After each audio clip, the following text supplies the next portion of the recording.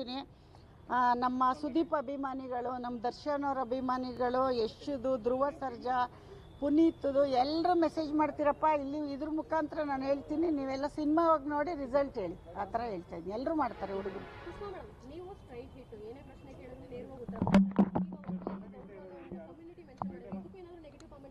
ಅಲ್ಲಮ್ಮ, ನಮಗೆ ಮಾತಾಡಕ್ಕೆ ಬರಲ್ಲ. ಆ ರಫ್ನೆಸ್, ಅದು ಅಂಬರೀಷ್ ಅಣ್ಣನ ವಿಷಯ ಹೇಳಿದ್ರಲ್ಲ, ಅದು ಬಂದ್ಬಿಟ್ಟಿದೆ ಆ ರಫ್ನೆಸ್ ಅಷ್ಟೇ.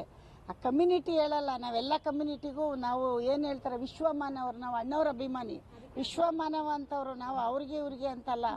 ಬರಲ್ಲ ಮಾತಾಡೋಕ್ಕೆ. ನಾವು ಮಂಡ್ಯದವರು, ಹಾಸನವರು, ಮೈಸೂರವ್ರು ಹೆಂಗೆ ಮಾತಾಡ್ತಾರೆ ಹಂಗೆ ಮಾತಾಡ್ತೀವಿ. ಇದರಲ್ಲಿ ಇದು ಕ್ಯಾಸ್ಟ್ ಭೇದ ಇಲ್ಲವೇ ಇಲ್ಲ, ಗೊತ್ತಾಯ್ತಾ? ಅದನ್ನು ನಾವು ಯಾವತ್ತೂ ಅಂದ್ಕೊಂಡಿಲ್ಲ, ಮಗನಿಗೂ ಹೇಳಿಲ್ಲ, ನಾವು ಅದನ್ನು ಬೆಳೆಸೇ ಇಲ್ಲ. ಆ ಥರ ಎಲ್ಲ ಇಲ್ಲ, ಮಾತಾಡಲ್ಲ ನಾವು. ಅವ್ರು ಹೆಂಡತಿ ಮಾತಾಡ್ತಾರೆ, ನಾನು ಯಾಕೆ ಮಾತಾಡಲಿ? ಮದುವೆ ಮಾಡಿರೋದು ಯಾಕೆ? ಹೆಂಡತಿ ಜೊತೆ ಅಲ್ಲ, ಹೆಂಡತಿ ಬಂದ್ಮೇಲೆ ನನಗೆ ನಮ್ಮ ಕೆಲಸ. ಹೆಂಡತಿ ಮಾತಾಡ್ತಾಳೆ ಬಿಡಮ್ಮ. ಅಮ್ಮನ ಮಾತು ಯಾವತ್ತೋ ಒಂದಿನ ಮಾತಾಡ್ಬೋದು. ನೀನು ನಿಮ್ಮ ಯಜಮಾನ್ರ ಹತ್ರ ಮಾತಾಡ್ತೀಯನಮ್ಮ ಯಾವಾಗಲೂ? ಗಂಡ ಬಂದ್ಮೇಲೆ ನಿಮ್ಮ ಅಮ್ಮನ ಹತ್ರ ಮಾತಾಡ್ತೀಯ, ಅದು ಯಜಮಾನ್ರ ಹತ್ರ ಮಾತಾಡ್ತೀಯ? ನೀನು ನೋಡೋಣ. ಅದೇ ಮತ್ತೆ ಅವನವ್ರ ಹೆಂಡತಿ ಇಲ್ವೇನಮ್ಮ ಮಾತಾಡ್ಕೊತಾನೆ? ಅದ್ರ ಹತ್ರ ಯಾಕೆ ಮಾತಾಡ್ತಾನಮ್ಮ? ಜಾಸ್ತಿ ನನ್ನ ಹತ್ರ ಮಾತಾಡೋದ ಅವ್ರ ಹೆಂಡತಿ ಹತ್ರ ಮಾತಾಡೋದು.